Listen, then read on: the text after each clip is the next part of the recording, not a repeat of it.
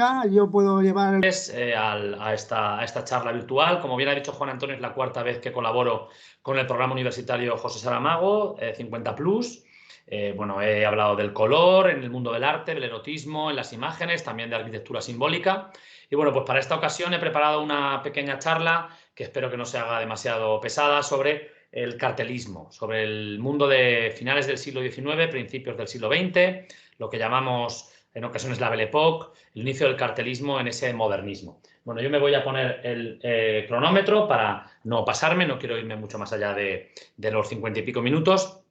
Bien, vamos a empezar con esta pequeña charla. Se ve bien, ¿verdad? No hay ningún problema, se me oye. Se te ve muy bien, sí. Se ve y se oye bien. Perfecto. Muy bien. Se ve y se escucha muy bien. Bueno, pues ahí tenemos un poco el guión de lo que vamos a ver en los próximos minutos.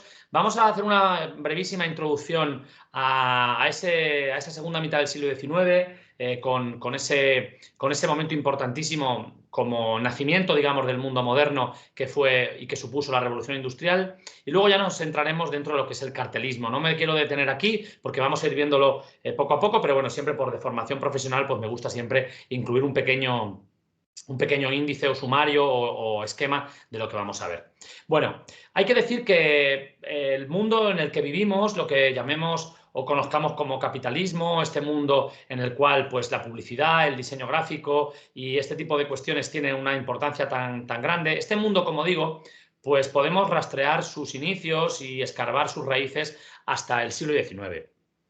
El mundo del diseño gráfico, yo soy profesor de Historia del Diseño Gráfico aquí en Albacete, pues el mundo del diseño gráfico en realidad, aunque como digo, a veces nos retrotraemos hasta épocas anteriores, pero por buscar antecedentes, por un poco también de formación profesional de los historiadores, pero el diseño gráfico nace con el siglo XIX, el diseño gráfico nace con la Revolución Industrial.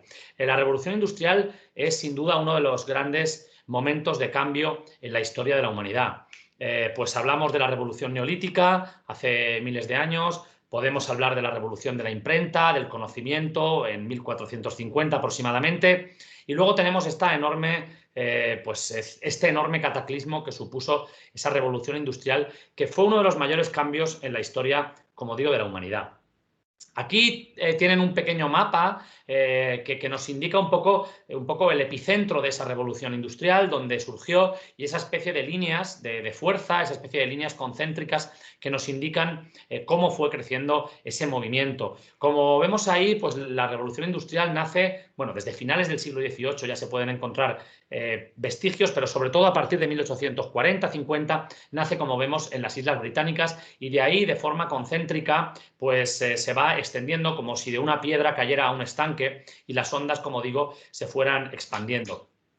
Hay que decir que prácticamente lo que vamos a ver en los próximos minutos responde un poco a este esquema. Este es un mapa histórico, este es un mapa sociológico, industrial, que nos dice un poco qué países se industrializaron antes, qué países se industrializaron después, pero hay que decir que el modernismo, lo que conocemos como modernismo, pues prácticamente responde a este mapa. El modernismo prácticamente nace, si bien no en Gran Bretaña, sí que en Bélgica, en París, se va extendiendo a lugares como Alemania, Austria, el sur de Francia, y por centrarnos en nuestro país, pues como pueden ver ahí, la revolución industrial no llega a zonas del sur de España, a nosotros pues prácticamente no nos llega hasta muy tardíamente, pero sí que en el País Vasco y sobre todo en Cataluña, pues incide a principios del siglo XX, finales del XIX, y eso lo podemos ver también en el impacto del modernismo, porque realmente la revolución industrial supuso un auténtico cataclismo dentro del mundo del comercio y de la vida en sociedad.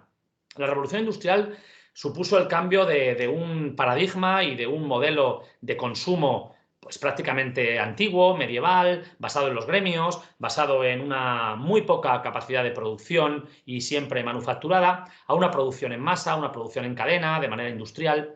Y eso pues supuso el nacimiento de los grandes almacenes.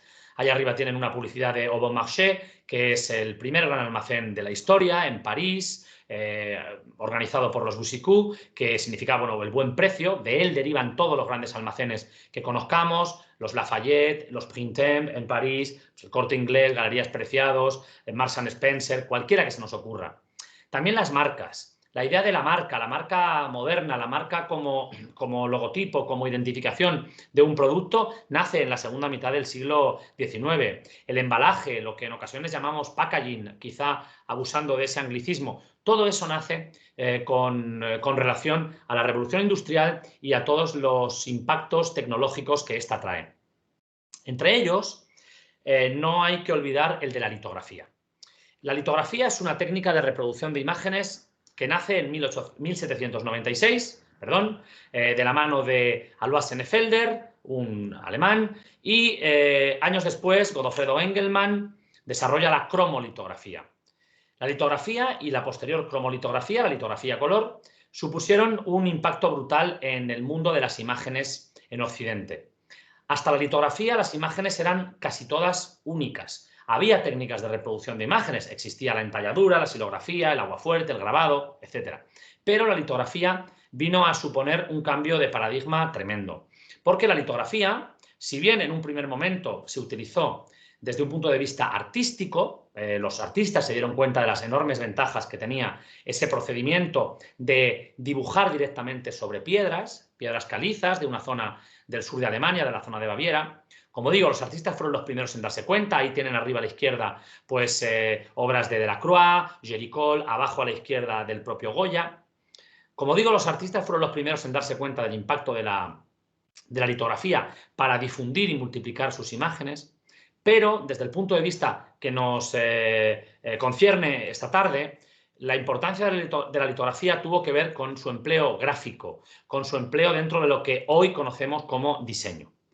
La litografía pues cambió absolutamente el mundo de los mapas, de los planos, como ven ahí, el mundo de la ilustración científica. Antes de la litografía, las ilustraciones de las enciclopedias, ensayos y tratados eran grabados en metal, normalmente en blanco y negro, con una sola tinta, y a partir de ese momento los libros científicos empezaron a estar poblados por imágenes a color, tratados médicos, tratados botánicos, mineralógicos, como el que tienen ahí. Y también, acercándonos más al mundo que nos ocupa o que nos interesa hoy, el mundo de la publicidad. La publicidad en prensa, en revistas y también en el cartel. Porque el cartel es hijo... Me he oído ahí un retorno. Un micrófono que apagar. ¿Puede ser? ¿Sí? Bueno, seguimos.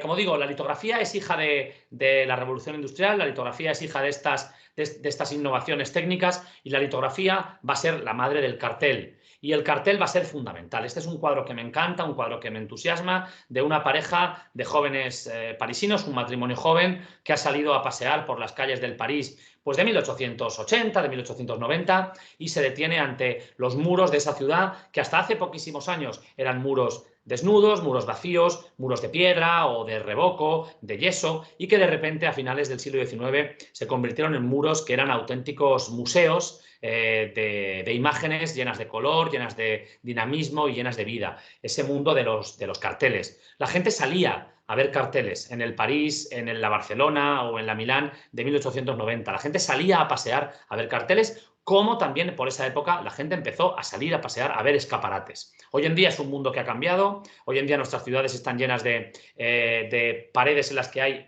3 letras escritas, REA, responsable empresa anunciadora. Está prohibido prácticamente poner carteles en cualquier lado, y hoy en día los escaparates, aunque siga habiendo ciudades llenas de escaparates en calles comerciales, los escaparates son las pantallas de nuestros teléfonos en los cuales pues compramos a veces de manera compulsiva. Como digo, el cartelismo es absolutamente fundamental para este mundo, y vamos a hacer un repaso, como digo, de los antecedentes del fenómeno del cartel. El cartel es un medio de comunicación, de expresión, como digo, moderno, que nace, como vamos a ver inmediatamente, alrededor de 1860-70, pero hay antecedentes. Porque al final un cartel es un trozo de papel impreso, coloreado, con imagen, con color, que se coloca en una pared pues, para anunciarnos o intentar vendernos algo. Como digo, el cartel es cromolitográfico, el cartel nace en la segunda mitad del XIX, pero hay antecedentes como en toda manifestación cultural. Y los antecedentes del cartel pues pueden ser vistos, ¿Qué pasa aquí? Ahora, pueden ser vistos y pueden ser rastreados hasta el siglo XV. En el siglo XV llegamos a ver anuncios de libros, como este, un anuncio únicamente tipográfico, un anuncio del británico William Caxton, en el cual él pues vende o anuncia la venta de libros. Llamar a esto cartel es muy optimista, pero es un antecedente del cartel. Esto estaba pensado para ser pues colgado, pegado o clavado en los muros. También aquí en España tenemos que hablar de un fenómeno muy importante que es o son los anuncios de espectáculos taurinos, porque son algunos de los grandes antecedentes del cartel.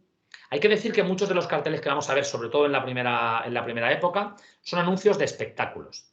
El mundo del teatro, del circo, de la canción, de cualquier tipo de espectáculo escénico fue prácticamente la base primera del cartel. Y en ese sentido en España pues tenemos estos espectáculos que, como vemos, pues desde el siglo XVIII y XIX teníamos anuncios de estos espectáculos taurinos, algunos muy, como ven, el de la derecha, pues bastante trabajado.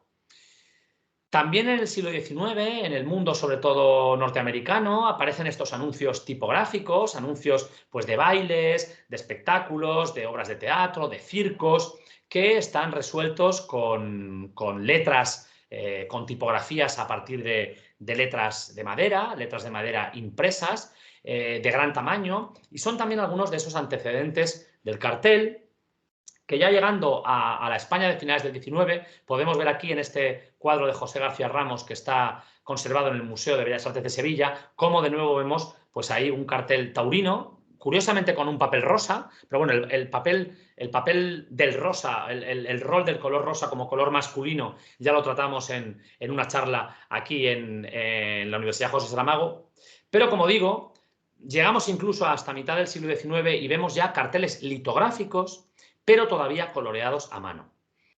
En este punto es, digamos, donde acaba esta prehistoria del cartel y donde podemos lanzar ya las primeras líneas y los primeros destellos de lo que será la verdadera historia y los inicios del cartel. Y para hablar de los primeros grandes creadores del cartelismo europeo, del cartelismo moderno, hay que viajar hasta París y hay que hablar de dos gigantes del cartel, como son, el primero de ellos, Jules Chéré. Jules Chéré fue el padre del cartel, fue el inventor del cartel.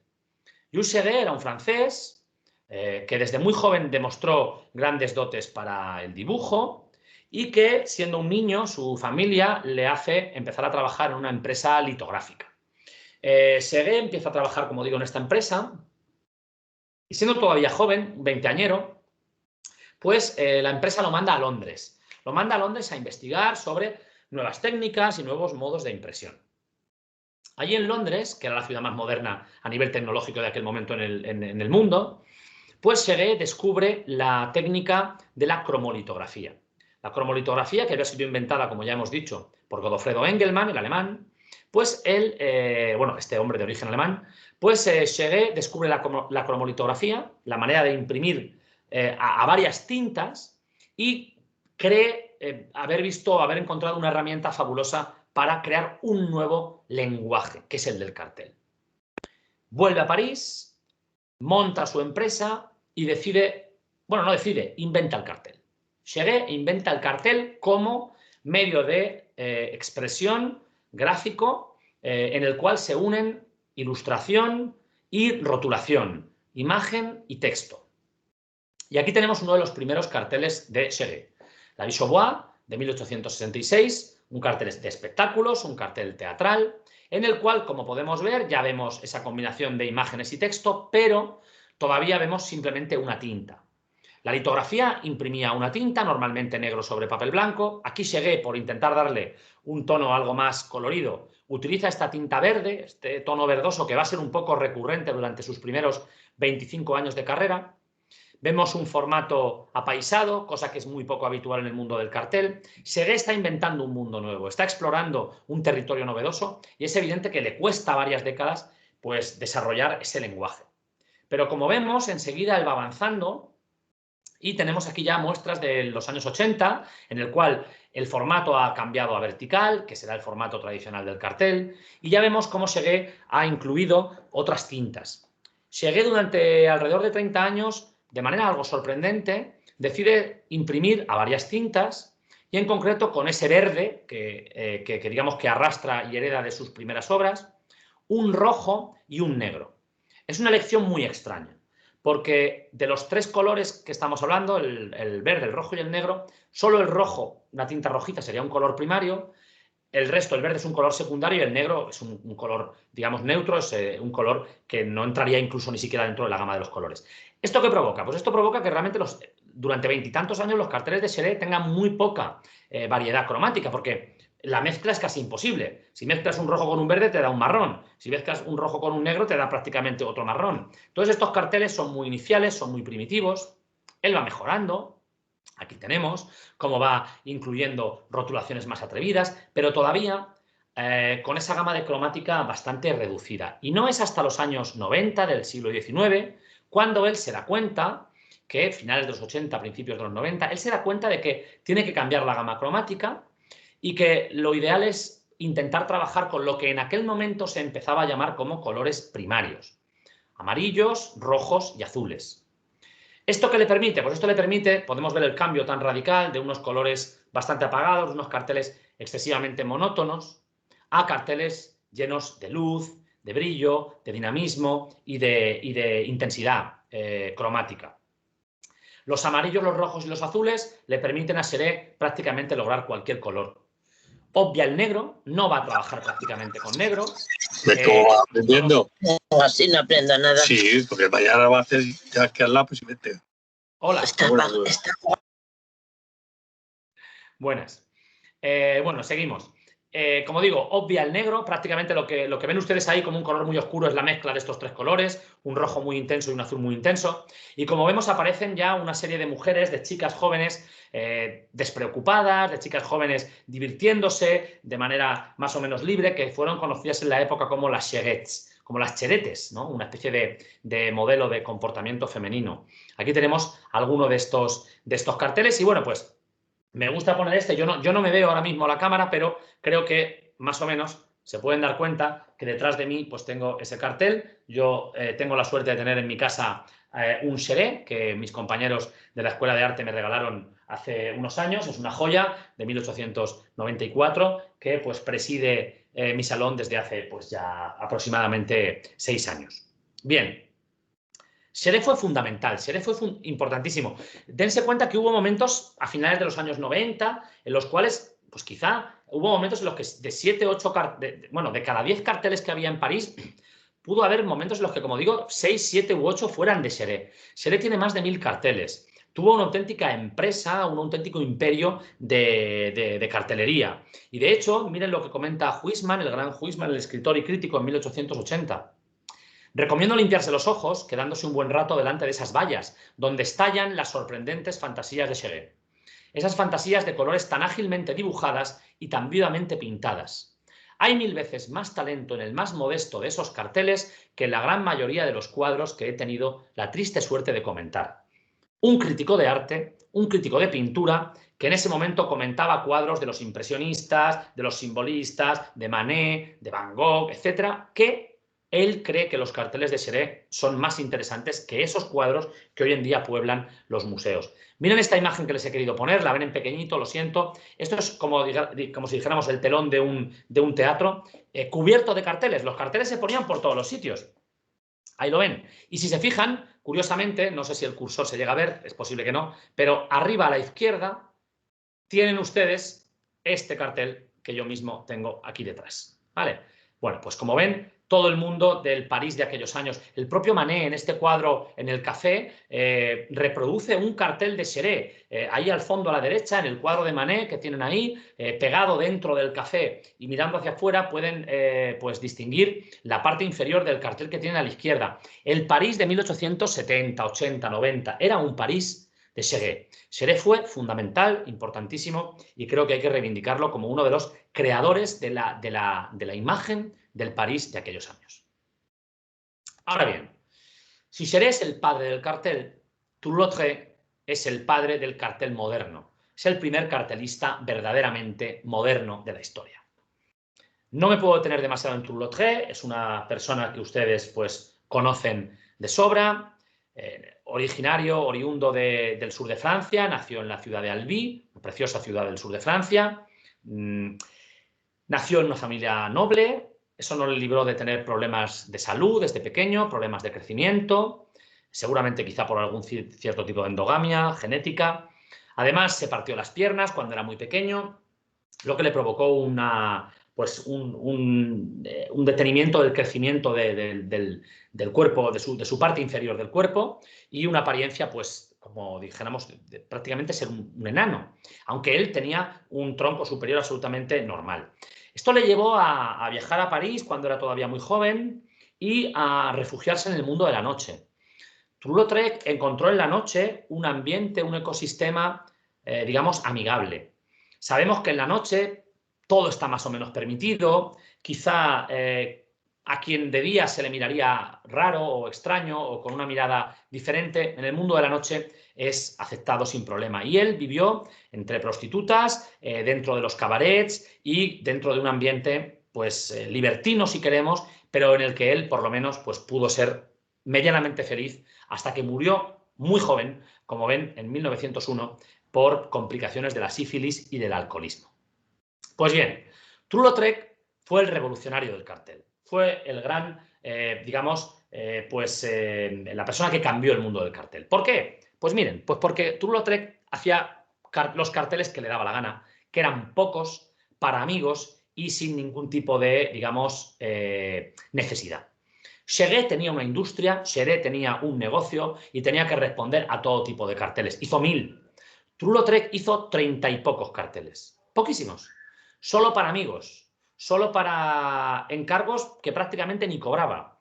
Para bailarinas, actores, actrices, dramaturgos, novelistas.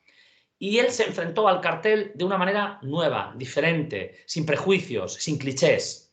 Y en ese sentido, pues hizo algo parecido a lo que Miguel Ángel hizo con la arquitectura, cuando se enfrentó a ella, ya con más de 45 años, en el siglo XVI, o lo que Picasso y Matisse hicieron con la escultura poco tiempo después, a principios del siglo XX. Una persona que viene de otro ámbito, de otro campo, pues en este caso de la pintura, y que entra en el mundo del cartel sin ningún tipo, como digo, de norma prefijada, lo revoluciona y le da la vuelta. Aquí tienen su primer cartel, Moulin la Goulou, cartel precioso, un cartel fantástico, aquí podríamos estar hablando largo y tendido, el punto de vista diferente, la combinación de diferentes perspectivas, la reducción del detalle, la síntesis formal, una auténtica maravilla. Aquí tienen, por ejemplo, dos de los carteles que hizo para Aristide Juan, que fue un amigo, un íntimo amigo que le encargó estos carteles, él era un dramaturgo y actor, y aquí tienen estos carteles usando la tinta plana, eliminando detalles innecesarios, de una manera, pues, tremendamente original. O, por ejemplo, dedicado a su íntima amiga Yvette Gilbert, aunque en primer plano está su otra amiga Jeanne Avril. Este cartel está, digamos que publicitando una obra de la persona que está al fondo, arriba a la izquierda. Una persona a la que, como ven, le ha cortado la cabeza. La cantante, actriz principal del cartel, es la que está en la esquina superior izquierda, con la cabeza cortada, pero con esos guantes negros larguísimos que nos denotan lo importante que era Yvette Gilbert. Yvette Gilbert era una persona tan famosa que en aquel momento, con que solo aparecieran los guantes negros en un cartel o en una imagen o en una ilustración, todo el mundo sabía que se refería a ella. Era su marca y su firma. O aquí tenemos este maravilloso cartel a su amiga Jeanne Avril, su amiga bailarina y actriz. A la izquierda la fotografía que le sirve de inspiración, a la derecha un primer boceto y en el centro el cartel definitivo de 1899. Como digo, un revolucionario que en apenas 10 años cambia totalmente el lenguaje del cartel. Dijo la historiadora Anne-Marie Sauvage, Lautrec es considerado, más allá de su tiempo y de toda frontera, el maestro absoluto del cartel, pues con sus mejores piezas en este ámbito abandona el campo de la pintura, de la ilustración o de la estampa por el universo del signo, abriendo la puerta de la modernidad para la cartelística.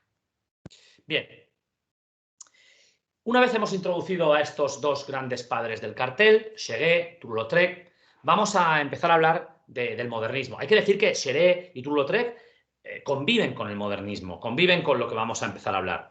Pero vamos a introducirnos ya en este periodo histórico tan fascinante y tan variado.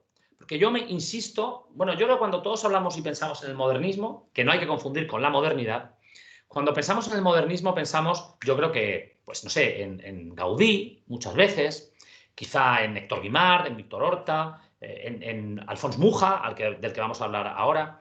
Pero hay que decir que el modernismo no es solo floritura, vegetación y este tipo de inspiración orgánica. El modernismo fue un fenómeno paneuropeo, un fenómeno que impacta a toda Europa y Norteamérica y, bueno, y más lugares de lo que podríamos llamar Occidente. Y el modernismo es muy variado, yo insisto en mis clases muchísimo en el que el modernismo no hay que asociarlo únicamente con lo que tenemos allá a la izquierda, con lo que vamos a explicar inmediatamente que es el Art Nouveau, sino que también hay un modernismo más geométrico, más sintético, más, digamos, simétrico, que es el de Glasgow o el de Viena, el de la secesión vienesa.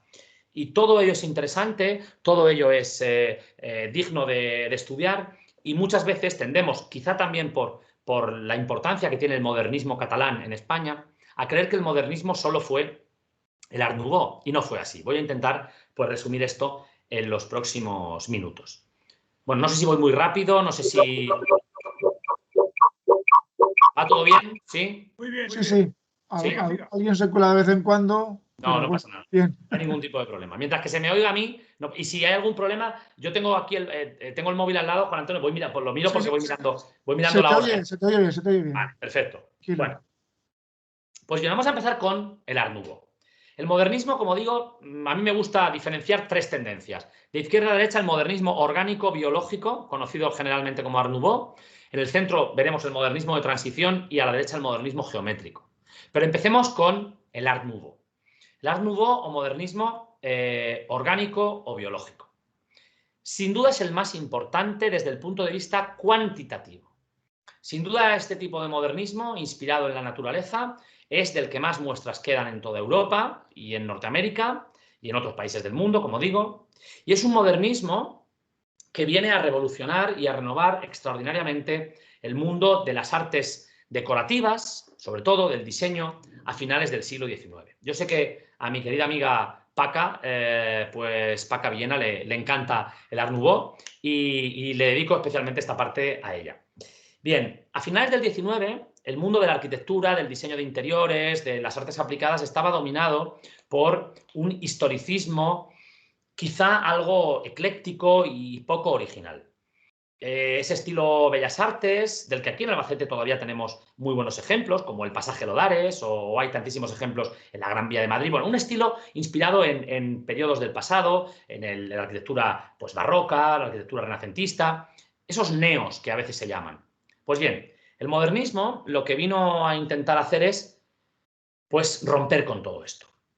Lo que el modernismo quiso fue generar un cambio absoluto y dejar atrás cualquier reminiscencia del pasado clásico en el mundo de las artes aplicadas, de la arquitectura y del diseño. Claro, veníamos de siglos de pues, elementos que provenían de los órdenes griegos, de la arquitectura romana, del diseño de muebles barroco, etc. Y claro, el modernismo tuvo que buscar una nueva fuente de inspiración. ¿Y dónde la encontró? La encontró en la naturaleza.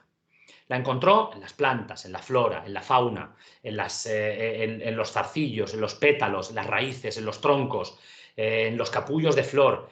En todo ese mundo natural fue donde el modernismo orgánico o Art Nouveau pues, buceó para encontrar su inspiración. Ahí tenemos en el centro la que para muchos es la primera obra modernista de la historia, que es el vestíbulo, bueno, la Casa Tassel, Hotel Tassel de Víctor Horta, en Bruselas. Alrededor tenemos obras de Lalique, del propio Víctor Horta, bueno, todo un mundo de líneas curvas que se cruzan, que se enroscan, ese latigazo ornamental tan clarísimamente relacionado con este periodo. Dijo Émile Gallé, uno de los grandes vidrieros del modernismo francés, que nuestras raíces, sus raíces, están en el fondo de los bosques, al borde de los manantiales, sobre los musgos. Como digo, el mundo de la flora, de la fauna, pero no de cualquier fauna ni de cualquier flora. A los modernistas les entusiasmaban las flores llamativas, las flores sorprendentes, las orquídeas, no una simple margarita, ¿no? flores llamativas, como digo. No cualquier animal. Le interesaban, como ven ahí abajo a la derecha, el pavo real, que quizás sea el paradigma del modernismo orgánico, las serpientes que se enroscan, las mariposas, las libélulas, animales y flores llamativos. Un mundo de lujo, un mundo excesivo muchas veces desde el punto de vista decorativo. Aquí tienen, por ejemplo, una preciosa, bueno, una especie no sé cómo llamarlo, de horquilla o de tocado de la Lic con esta forma de orquídea. Claro, no tienen que imaginar a una mujer vestida o, digamos, llevando solo esto. No, no, no. La mujer llevaría esto, pero además el vestido estaría decorado con flores, perdón, con hojas de pavo, con plumas de pavo real. Llevaría a lo mejor un brazalete con forma de serpiente. Quizá algo excesivo para nuestros gustos. Y sin duda, si hay alguien que pues domina esa escena de la cartelería orgánica y Art Nouveau, es el checo Alfons Mucha. Alfons Mucha es el gran maestro del cartel modernista Art Nouveau. Alfons Mucha no era francés. Alfons Mucha era, como digo, nació en la actual República Checa, en una localidad llamada Ivančice. Hoy en aquel momento sería Imperio Austrohúngaro. Y de hecho su infancia y juventud pues transcurre dentro de algunas ciudades de ese imperio. Él estudia en Múnich, estudia en Viena y finalmente, a los 20 y muchos, 30 años, él recala en París. Recala en París con su familia, intentando pues, ganarse la vida. París siempre ha sido, en aquella época, era un imán para artistas, gente que buscaba pues, destacar en el mundo de las artes. Y Mucha, durante unos años en París, sobrevive, no malvive, sobrevive bien, pero para nada está cerca de tener lo que llamaríamos éxito. Estamos hablando de 1880 y pico, 1890, la época de Van Gogh, del impresionismo. Mucha es uno más de los cientos de ilustradores que viven en París, hasta que llega un momento culminante de su vida, que son las Navidades de 1894. En las Navidades de 1894, Mucha está trabajando como operario en una imprenta, en la imprenta Le Mercier, una de las imprentas más importantes de París, y Mucha está allí como operario, quiero decir, en las imprentas, él copiaba diseños de otros artistas sobre piedras litográficas para ser reproducidas en modo de cartel. Un trabajo que no era creativo, era simplemente un trabajo de reproducción.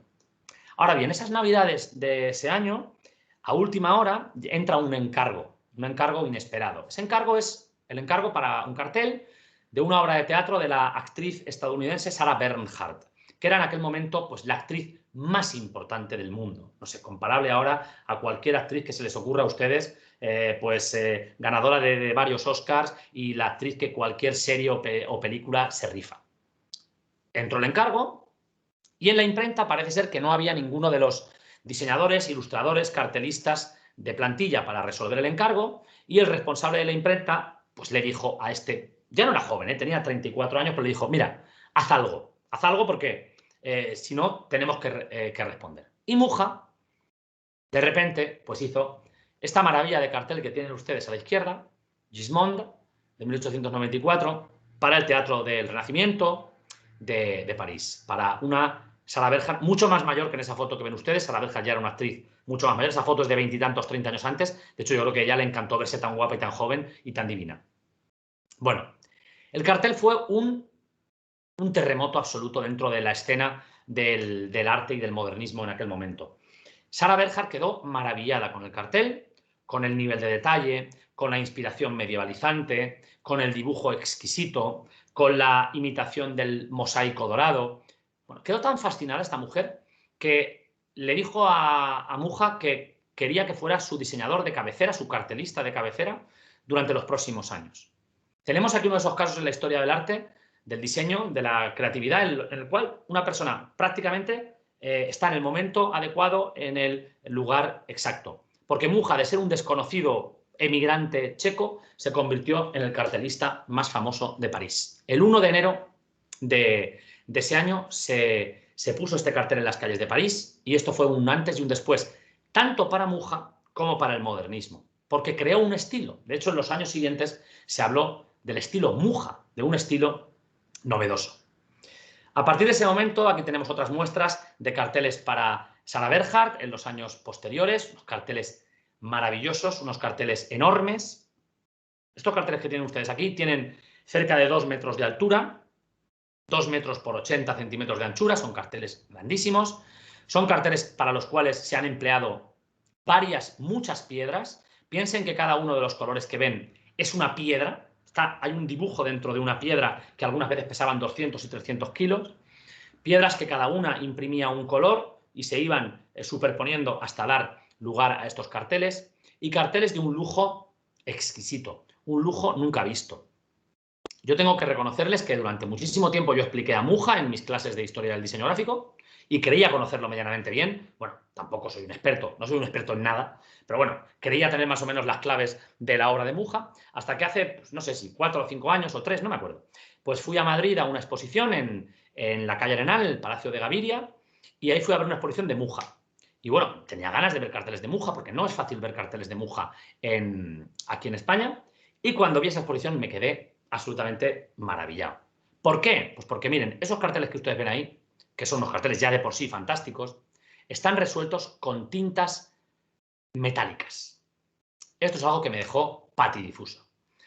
El cartel de la izquierda es el de Medea y el de la derecha la Dama de las Camelias. Yo ni siquiera llevaba la cámara de fotos, pero por suerte hoy en día todos llevamos un móvil encima.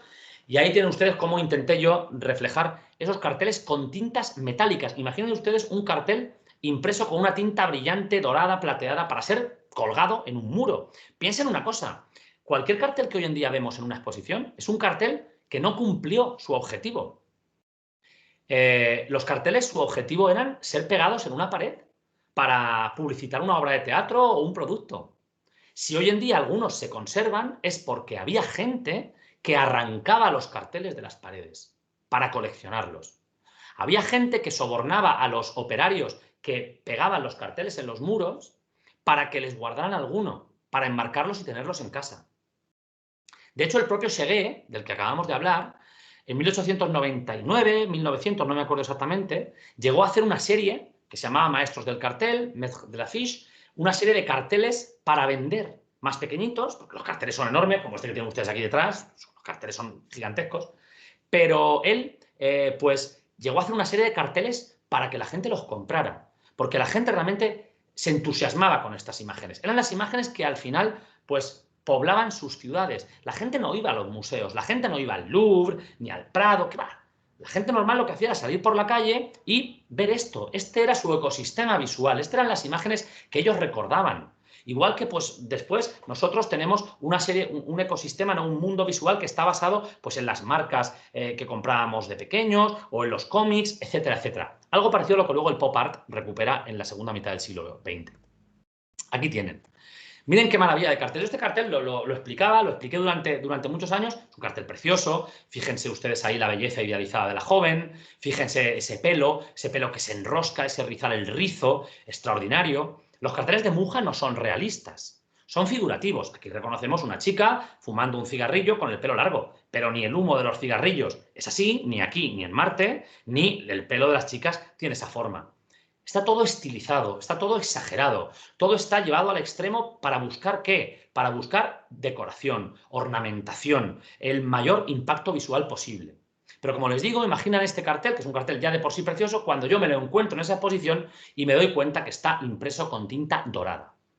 Como les digo yo, me quedé patidifuso durante minutos mirando el cartel, era una auténtica preciosidad, una auténtica maravilla. Piensen que esto se puede relacionar también con una moda que había en aquel momento, exactamente, en Viena, el propio Klimt, Gustav Klimt, y esos cuadros con tinta dorada, el beso, etcétera, etcétera. Bien, Muja, creador de un estilo, impulsor de un estilo. Ahora, evidentemente hemos visto a Cheré, hemos visto a Muja, hemos visto a Tour-Lautrec.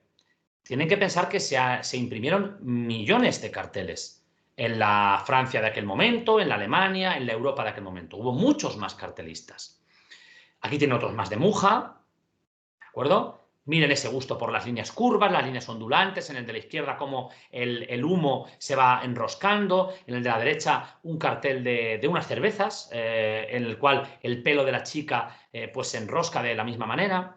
Ese gusto por la ornamentación casi llevada al extremo. Aquí tiene otro ejemplo.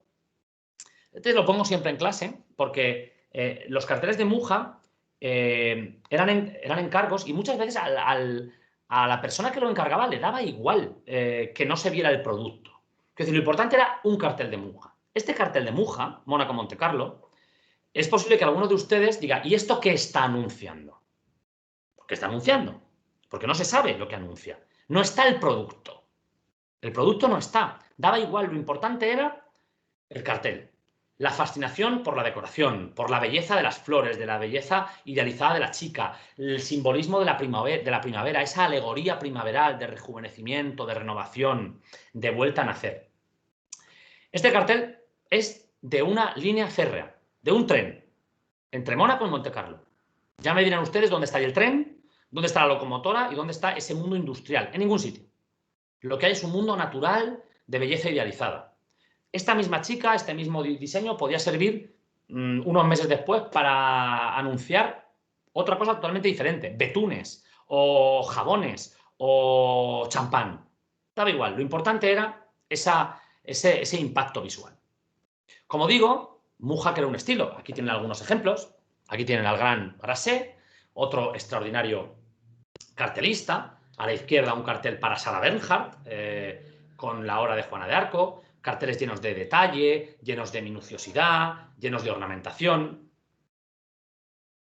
El propio Breton, ¿vale? Que como ven, parece que es la misma chica la que protagoniza cualquier tipo de cartel. El de la izquierda es de una novela y el de la derecha es de una revista ilustrada. Pero al final da igual. Lo importante es la chica, de belleza, como digo, sorprendente, de belleza idealizada, con esa apariencia medieval, parece una elfa o una ninfa. Las flores que le rodean, siempre el simbolismo de la naturaleza y la primavera. Y como ven, este mundo en el cual absolutamente todo está recubierto de decoración. Hubo otras tendencias dentro del cartel francés. Aquí tienen a Steinlen, un cartelista que se parece mucho más a una estética más contemporánea, más moderna, más cercana a lo que podría ser la obra de Toulouse-Lautrec, mucho más actual. Ven a la izquierda una chica montada en una motocicleta, no hay referencias medievalizantes. A la derecha, pues unas personas que podrían ser perfectamente protagonistas de un cuadro impresionista. Quizá uno de los carteles más famosos de aquella época sea el propio Steinlen, este cartel que se sale un poco de la línea del Art Nouveau, que sería Le Chat Noir, el gato negro. Otros cartelistas maravillosos como Estemenier para el Café Rajá. El café tenía esa, digamos, esa relación con un mundo pues exótico, con un mundo orientalizante. Y aquí vemos también pues este gusto por la línea curva que se ondula. Y otro autor bastante particular es Leonardo Capiello, un italiano que trabaja en París. Tiene otros carteles diferentes, con unos fondos más lisos, unos fondos más oscuros, pues figuras circenses provenientes, parece ser, del mundo del circo, acróbatas, domadores, animales salvajes, animales híbridos y mitológicos que lo dominan, grandes rótulos. Pero bueno, es un cartelista también interesante que tiene también piezas pues fantásticas como esta dedicada a Víctor Campari. Y que, bueno, tengo que decir que también le tengo mucho cariño. Aquí tienen ustedes un cartel de Morinchina, de Leonardo Capiello, un cartel que él hizo una versión en este tamaño. Me interesa que vean ustedes el tamaño de los carteles. Los carteles eran enormes. Este cartel tiene cerca de 4,5 metros de altura por casi 2 metros de anchura. Este era el tamaño de los carteles, el impacto de estas imágenes en las ciudades. Y bueno, pues aquí me tienen con Felipe Jerez, profesor de la universidad, ahí al fondo, detrás de él, el Xeré. Y aquí tienen, porque por suerte, pues Carmelo Ayllón, un anticuario de aquí de Albacete, hace unos años me regaló un trozo de este cartel, porque como no tenía el cartel entero, me lo regaló, lo intenté restaurar de aquella manera y creo que así, si giro un poco, podrán ver ustedes que ahí encima de mi sofá pues tengo el cartel de Leonardo Capiello. Como ven, pues el mundo del cartelismo me fascina.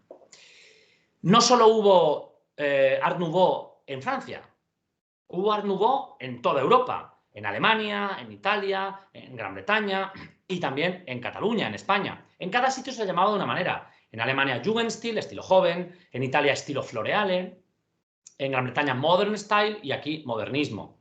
Bueno, pues aquí tienen, por ejemplo, un ejemplo de cartel alemán, de Jugendstil. Aquí tiene otro ejemplo de cartel, en este caso holandés, Santoro. Aquí un cartelista italiano, Hohenstein, con este mundo simbólico, alegórico. Lo de la izquierda es un cartel de cerillas, cerillas. Y miren ustedes qué parafernalia. Lo de la derecha es un cartel, como ven, ahí, de lámparas, de bombillas. Pero miren ustedes que ha puesto aquí una especie de figura delante, alegórica, detrás, el carro del dios Helios, el carro del dios Sol, el carro de Apolo, el carro de la luz. Como ven ustedes, un mundo tremendamente recargado en ocasiones. En Estados Unidos, Bill Bradley, estas formas onduladas, tan atractivas. Y en Cataluña tenemos representantes fabulosos como Alexandre de Riquer, aquí lo tienen ustedes, con un nivel de detalle fabuloso, un nivel de detalle impresionante. Aquí tienen un cartel enorme, este cartel tiene también cerca de 3 metros de altura, un cartel para cerámica, ¿no? para azulejos, que cuando uno se acerca al cartel se da cuenta hasta qué punto el nivel de detalle es fabuloso, porque como ven ustedes, ahí imita hasta el brillo de los diferentes azulejos. Bien, esto sería un brevísimo repaso por el modernismo orgánico, el más importante a nivel cuantitativo, pero no el único. Porque miren ustedes, si en el resto de Europa lo que había era flores, ramas, árboles, etc., en 2 esquinas del continente, en Escocia y en Austria, había unos genios que estaban explorando otros caminos. Empecemos por Glasgow, por la segunda ciudad, bueno, la ciudad más importante de Escocia, aunque no sea la capital. En Glasgow, ciudad importantísima a nivel industrial, la segunda ciudad más importante del Imperio Británico a finales del 19, después de Londres. Piensen que el Imperio Británico del 19 es el imperio más grande de la historia.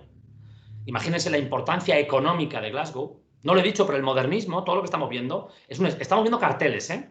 Pero saben ustedes que muchos habrán visitado la Casa Batlló, la Casa Milà, también llamada Pedrera, el Parque Güell, la Casa Calvet de Gaudí. Todo eso es un diseño para ricos, ¿eh? El modernismo solo existe donde hay dinero, donde hay una burguesía acomodada que se puede permitir un lujo que está muy lejos del común.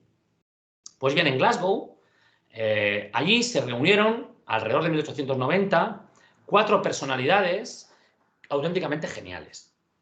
2 hombres, Charles Rennie Mackintosh y Herbert McNair, a la izquierda, y 2 mujeres, Margaret MacDonald y su hermana Frances MacDonald, arriba y abajo a la derecha. Ellos, estudiantes del turno de mañana en la Escuela de Arte de Glasgow, edificio que tienen ustedes a la derecha. Perdón, ellas, estudiantes del turno de mañana. Ellos, estudiantes del turno de tarde. Un profesor que les daba a ambos, que conoce a los 4, los pone en contacto.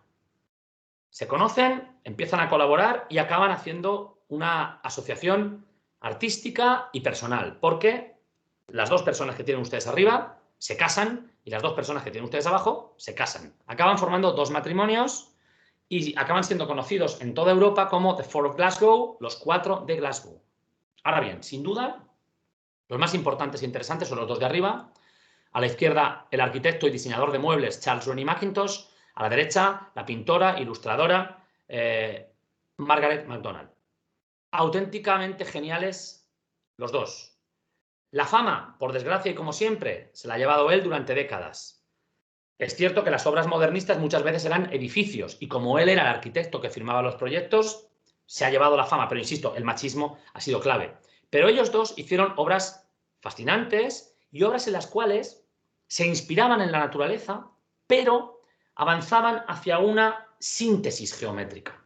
Eliminaban detalles, no se centraban tanto en los elementos particulares. Aquí tienen, por ejemplo, el cambio en los carteles. Estos son carteles de MacDonald y de las hermanas MacDonald y de Herbert McNair. La simetría, una eliminación de detalles. Y aquí tienen, por ejemplo, una obra preciosa, una obra que a mí me encanta, de Margaret MacDonald, que es el diseño para el menú, la portada, la cubierta del menú de los salones de té de Miss Cranston, en este caso del Willow Tea Room. La vertical, la horizontal, la geometría, la síntesis formal, la eliminación de decoración excesiva. Fíjense qué maravilla. Con esto es lo que hacía ella, Margaret MacDonald, fíjense lo que hacía Charles Rennie Mackintosh. Son muebles que tienen 120 años. 120 años. Son muebles que serían modernos todavía a día de hoy. Estos muebles son anteriores a la Pedrera, a Gaudí. Gaudí es extraordinario, por favor, pero estos muebles anticipan el diseño moderno. Estos muebles anticipan la Bauhaus, estos muebles anticipan el racionalismo de los años 20 y 30. Este hombre era auténticamente un genio y su mujer también. Y bien, esta gente, estos escoceses, fueron invitados en 1900 a participar en una exposición organizada por un grupo de diseñadores, artistas y arquitectos austríacos. Ese grupo era la Secesión vienesa. Ese grupo había sido fundado en 1897, capitaneado por Gustav Klimt, al que todos ustedes conocerán, el pintor, simbolista, autor del Beso y de tantas otras obras. Y ese grupo tenía la costumbre de organizar exposiciones periódicas cada 7 u 8 meses en un edificio que habían construido para ellos. Aquí tienen este grupo, ahí tienen sentado a Gustav Klimt, en un trono a la izquierda, y este es el fabuloso edificio que esta gente se construyó en 1897-98, diseñado por Joseph Maria Olbrich, y aquí tienen ustedes la fachada del pabellón de la Secesión. Allá abajo a la izquierda ven que pone Versacrum, significa primavera sagrada. Justo encima de la puerta, abajo, en el centro, ahí pone Malerei Architectur Plastic, que significa pintura, arquitectura y escultura, dando a entender que ellos intentaban desarrollar un arte, un diseño que englobara a todas las manifestaciones. Y esas letras que tienen justo debajo de esa cúpula dorada, si alguien sabe alemán que me perdone, dice Der Zeit ihre Kunst, der Kunst ihre Freiheit, que significa a cada época su arte, a cada arte su libertad. Una frase de 1897 que perfectamente pues, podría presidir pues, cualquier edificio actual relacionado con el mundo del arte. Pues bien, esta gente tan moderna habían empezado a diseñar edificios, carteles y joyas y muebles con un estilo orgánico, con un estilo Jugendstil, porque esta gente, Austria, Alemania, estaban ahí, ¿no? Jugendstil, organicismo. Inspirados, como ven aquí, pues ahí ven arriba, esa cúpula con hojas de laurel dorado, ven alrededor de la puerta cómo hay como una especie de elemento decorativo también con hojas vegetales, porque, insisto, era un estilo Art Nouveau. Esto era lo que esta gente pues promulgaba en 1897-98. Pero en 1900 invitan a los escoceses, al matrimonio de Margaret MacDonald y Charles Rennie Mackintosh. Y esta gente viaja a Viena, desde Glasgow, monta lo que hoy llamaríamos una especie de showroom, ¿no? Monta un ambiente, ahí tienen la foto de la derecha, es una foto histórica, ahí ven una silla de Mackintosh, ven arriba un elemento decorativo, un panel decorativo de Margaret MacDonald. Bueno, montan una especie de habitación con el estilo modernista que ellos hacían en Escocia. Y los austriacos se quedan maravillados. Los austriacos se quedan fascinados con esta síntesis formal, con esta eliminación de excesivos detalles, con este avance hacia un diseño mucho más, pues como digo, austero, geométrico. Se quedan maravillados y van a dar un giro de 180 grados al estilo que llevaban en Viena, y el modernismo austriaco, que venía de ser un modernismo más o menos tradicional, orgánico, biológico, va, como digo, a cambiar totalmente y se va a convertir en un modernismo geométrico, racional, que anticipa lo que será el diseño moderno. Aquí tienen lo que se hacía antes. Esto es modernismo austriaco antes de que conocieran a los escoceses. Ahí lo tienen. Líneas curvas, alegorías, bastante decoración. Aquí tienen, por ejemplo, el primer cartel de la Secesión. Este es el primer cartel de la exposición, antes de conocer a los escoceses. Cartel que hace Gustav Klimt, cartel muy conocido, cartel simbolista. Esto ni siquiera es un cartel modernista, es un cartel simbolista. Ahí arriba tienen el tema mitológico de Teseo y el Minotauro, y a la derecha Atenea. Tiene un simbolismo muy bonito. Como muchos de ustedes saben, pues la historia de Teseo es que, teóricamente en la antigüedad, ¿no? Una antigüedad mítica, el rey Minos de Creta, tenía controlada a toda Grecia y obligaba a las ciudades griegas a pagarle un tributo, muchas veces en forma de chicas y chicos jóvenes. ¿Para qué? Para que fueran comidos por su hijo, el Minotauro, que había tenido un hijo un poco ahí monstruoso, que estaba dentro del laberinto. Así llevaba a Atenas mandando doncellas y jóvenes durante décadas hasta que aparece Teseo. un héroe. Teseo llega a Creta, estoy sintetizando mucho y resumiendo. Teseo llega a Creta y se enamora de Ariadna, otra hija hermanastra del Minotauro, hija de Minos, y Ariadna le dice lo que le va a ocurrir. Dice, mira, si entras en el laberinto vas a morir, en el centro hay un monstruo, así que te voy a dar un arma para que te puedas defender y además, para que puedas salir del laberinto, te vas a atar este hilito de mi vestido. Según vayas entrando al laberinto, mi vestido se irá deshaciendo. Cuando mates al monstruo, podrás salir siguiendo el hilo y sobrevivir y volver a Atenas. La imagen que tenemos ahí es exactamente la de Teseo matando al Minotauro. ¿Cuál es el simbolismo? Está claro. El Minotauro es la tradición, las normas, la academia, contra lo que luchaban los secesionistas. Teseo es la juventud, la novedad, el rejuvenecimiento, la secesión. Aquí está la secesión matando a la tradición. Como curiosidad, fíjense hasta qué punto la sociedad austríaca de ese momento era retrógrada, que el de la derecha es el primer cartel, la primera versión. Y como ven, Teseo no es que esté desnudo, porque como ven, tiene en el pubis tiene una especie de hoja. Pero ni siquiera eso estaba bien visto en la Viena de aquel momento. Y de hecho le obligan a Klimt a retocar el cartel y a ponerle encima de Teseo estas formas como si fueran troncos para tapar, como digo, las vergüenzas que diríamos. Bueno, primer cartel, carteles de las primeras exposiciones, carteles simbolistas, típicamente modernistas. Vienen ustedes de la derecha, esa ondulación, esas líneas curvas como olas, ese mundo de la naturaleza. Y de repente, fíjense lo que ocurre al conocer a los austríacos. De estos carteles asimétricos, curvilíneos, a estos carteles geométricos, simétricos y totalmente diferentes.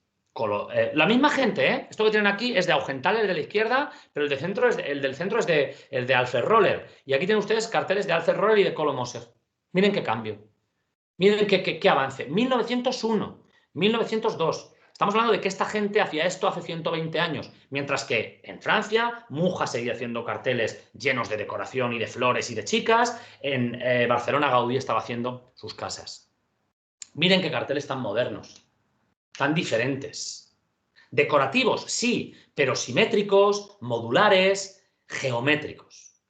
O miren qué mueble diseñado hace 111 años, que estoy seguro que, bueno, de hecho no estoy seguro, es que sé que se sigue produciendo, se sigue vendiendo. Este sofá de Joseph Hoffman, un genio del diseño de la secesión vienesa, que por influencia de los escoceses acaba haciendo este mueble que tiene 110 años.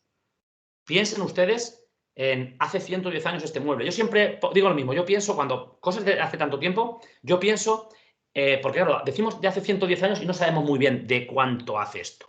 Yo siempre pienso en mi abuela Rufina, la del pueblo, la de Casas Ibáñez.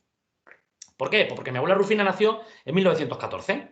Entonces mi abuela me sirve un poco como de, ¿no? Entonces yo pienso que este sofá se diseñó y que hubo gente en Viena que se sentó en este sofá 4 años antes de que naciera mi abuela, la de Casas Ibáñez. Y entonces es cuando mi cabeza dice, sí que hace mucho tiempo. Esto sí que es moderno. Porque yo no me imagino a mi abuela con 4 o 5 años sentada aquí. Bueno, yo uso a mi abuela, ustedes usen lo que quieran, o a lo mejor tienen ustedes la capacidad de abstracción de ser capaces de viajar en el tiempo que yo, pues a veces no tengo. Miren qué maravilla, miren qué diseño. Esto es modernismo, ¿eh? Esto es de la misma etapa y contemporáneo a Gaudí, a Víctor Horta, a Muja, pero miren qué maravilla. Son cosas que podrían ser vendidas a día de hoy, sin ningún tipo de problema. Coinciden con el gusto actual. O miren qué calendario. Cosas absolutamente, como digo, contemporáneas. Ahora bien, esta etapa llegó a su fin. Esta Belle Époque, esta primavera del arte y del diseño que Europa vivió a principios del siglo XX, pues acabó. Esta etapa de optimismo, de crecimiento económico, de paz, realmente, acabó en 1914, con la Primera Guerra Mundial. Y esa etapa supuso un antes y un después dentro del diseño. El modernismo orgánico, lo que conocemos como Art Nouveau, no pudo sobrevivir a esa etapa. Lo que tienen ustedes a la izquierda es la Casa Tassel de Víctor Horta de 1892. Ese estilo fue absolutamente arrasado por las bombas y las ametralladoras y los gases químicos de la Primera Guerra Mundial. Desapareció. Ahora bien, hay un modernismo que no desapareció del todo. Fue el modernismo geométrico, sintético, racionalista, el modernismo austriaco. Ese modernismo acabó por convertirse en el germen, el origen del diseño moderno. Ese modernismo, como digo, sobrevive a la Primera Guerra Mundial y justo al acabar la Primera Guerra Mundial, diseñadores como Peter Behrens, diseñadores que provienen de ese mundo del modernismo geométrico, pues pueden dar a luz a un estilo racionalista, moderno, ya no modernista, sino moderno, racionalista, funcionalista, que puede quedar perfectamente simbolizado en la obra de la Bauhaus, fundada en 1919, una de cuyas sillas, diseñada por Marcel Breuer en el edificio de 1925, tienen ustedes a la derecha. Como digo, esa primavera del modernismo, esa primavera de flores, de zarcillos, de ramas y de naturaleza, fue arrasada por la Primera Guerra Mundial, por esas bombas, pero por suerte podemos disfrutarla hoy en día, podemos volver a reivindicarla, porque este modernismo que tienen ustedes a la izquierda durante buena parte del siglo XX fue olvidado, fue, digamos que, arrinconado, pero a día de hoy, en un mundo en el cual ya hemos pasado la modernidad e incluso la posmodernidad, podemos disfrutar de todo ello y creo que es lo que he intentado hacer pues, en esta clase de hoy, transmitirles un poco la fascinación y la maravilla de aquellos años de finales del 19 y principios del 20, en el cual las calles se veían inundadas de imágenes y carteles inspirados tanto en la naturaleza como en otros lenguajes más geométricos. Pues bien, hasta aquí quería llegar. 59 minutos 51 segundos. Creo que he cumplido y por mi parte pues se abre el turno de preguntas, de intervenciones y me encantaría ahora pues debatir con todos ustedes.